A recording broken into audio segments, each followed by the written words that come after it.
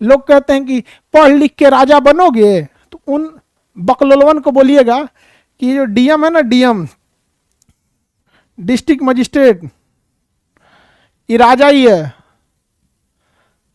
समझ में आ गया। इसका नाम होता है कलेक्टर, टैक्स कलेक्ट करता है पूरे राज्य से। ये राजा से कम नहीं है, ये पूरा जिला इसी के अंडर में आता है। तो जो अगर बोलेगा कि पढ़ लिख के राजा बनोगे, तो कहिएगा हाँ अभी नाम बदल गया, उसी का नाम है डीएम। और पुराना राजा हो जाएगा तो कमिश्नर, डायरेक्टर, फिर बड़ी ज्यादा जाएगा, additional secretary, joint secretary, secretary, chief secretary. Chief secretary तो बहुत बड़ा पावर होता है, समझ में आ रहा है कि नहीं आ रहा है। मुख्यमंत्री कोई भी डिसीजन चीफ सेक्रेटरी से पूछ के लेते हैं, चीफ सेक्रेटरी साहब क्या कहना है आपका। तो भैया चीफ सेक्रेटरी बहुत पुराना होता है। ये आईएएस जो निकालते हैं लोग ना, 25-30 साल का जब आपके पास अनुभव हो जाता है, बूढ़े हो जाते हैं, तब आप लोग को चीफ सेक्रेटरी बनाया जाता है। आप में से कोई भविष्य का, कोई यूपी का, कोई बिहार का चीफ सेक्रेटरी बनो।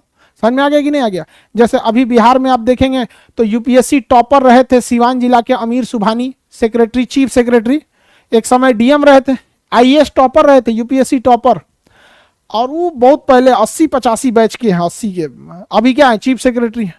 उसी तरह बिहार सरकार, यूपी सरकार का चीफ सेक्रेटरी होंगे, मध्य प्रदेश के होंगे, मोदी जी के पास होंगे, सचिवालय ही होगा। तो आप जब आईएएस बनिएगा, 25-30 साल का अनुभव हो जाएगा, तो पूरा झुंड में रहिएगा, आप लोगों को बिल्डिंग में रखा जाएगा। जितना पुराट आईएएस रहेगा सब ना, यूपीएससी निकाला हुआ। आप लोग कैसे क्लास में बैठे हैं, अभी एग्जाम निकालना है आप लोग को, सबकी ख्वाहिश है यूपीएससी निकाल लें। तो ऐसे ही अलग अलग शहर से कोई यूपीएससी निकाल के आया रहेगा। कोई कहीं पे 20 साल डीएम रहा है, कोई आईपीएस रहा है, कोई कमिश्नर रहा है, उसको फिर बुलाया जाएगा, बड़का बिल्डिंग में उसको रखा जाएगा, उसका नाम रहेगा सचिवालय। सचिवालय में सब ऐसे ही से बड़का रहता है, उसी सबसे डिसीजन लिया जाता है। समझ में आ रहा है कि नहीं। तो काफी बड़ा पोस्ट होता है। तो सबसे नीचे आ जाता है राज्य सेवा। समझ में आ गया जी। जैसे दरोगा, यूपी पुलिस, यूपी दरोगा, ये लोग बीएमपी, पीएससी, ये सब जो जॉब होते हैं सब ये राज्य सेवा के अंतर्गत में आ जाते हैं। यूपीएससी का जो मेंबर रहा है, देखिए 10-20 मेंबर रहेंगे जैसी जरूरत है, और उसके ऊपर अध्यक्ष रहेगा। अब यही लोग हैं, ध्यान से समझिए, जो यूपीएससी का अध्यक्ष है और जो मेंबर है, ये ऑलरेडी बहुत सीनियर आईएएस अधिकारी या बड़े बड़े अधिकारी होते हैं। और यही लोग नए यूपीएससी का जो मेंस लिख के इंटरव्यू में पहुंचा रहता है, उनका इंटरव्यू लिए रहते हैं और नंबर देते हैं, तो वो लोग पास होते हैं।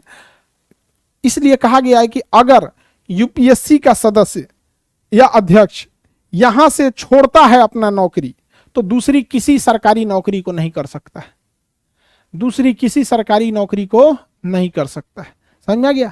यूपीएससी का मेंबर या उसका अध्यक्ष जब अपना जॉब छोड़ेगा, तो दूसरा सरकारी नौकरी नहीं कर सकता है। क्यों नहीं कर सकता है, आज एक बताइए। यूपीएससी का उच्च अध्यक्ष है, वो ही इंटरव्यू लिया है, तो नंबर अच्छा दिया है तो कोई डीएम बना है, नंबर थोड़ा सा कम दिया है तो आईपीएस बना है, थोड़ा सा इसे दिया ही बना है।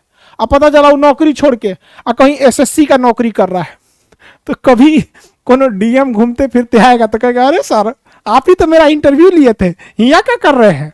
खराब नहीं लगेगा जी उसको। अरे भाई उसको कितना खराब लगेगा।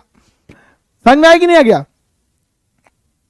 तो इसलिए कहा गया है कि यूपीएससी का जो अध्यक्ष होता है और उसके मेंबर, ये रिटायरमेंट या जॉब छोड़ने के बाद दूसरा सरकारी नौकरी नहीं कर सकते। प्राइवेट जॉब तो कर ही सकते हैं।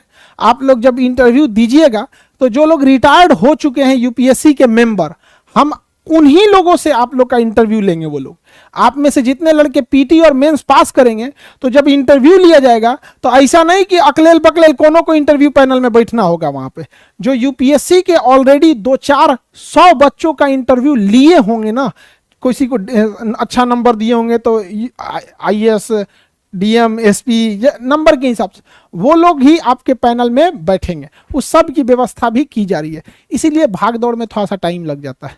समझ में आ रहा है कि नहीं। मेहनत कीजिए, वहां तक पहुंचिए, और जब आप उनसे फेस टू फेस मिल लेंगे ना, बहुत सारी चीजें बताएंगे आपको कि आप कहाँ गलती कर रहे हैं, कहाँ नहीं कर रहे हैं। समझ में आ रहा है कि नहीं आ रहा है।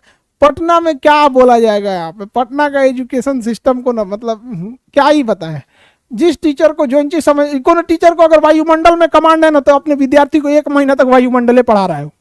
पूरा हवा में गिनवा दिया कितना धूल कण उड़ रहा है, के पट्टी से हवा तेज चलता है, कोने पट्टी से धीमा चलता है। जो ने एरिया में ओकरा कमांड है वही में घुसा के रख दिया है।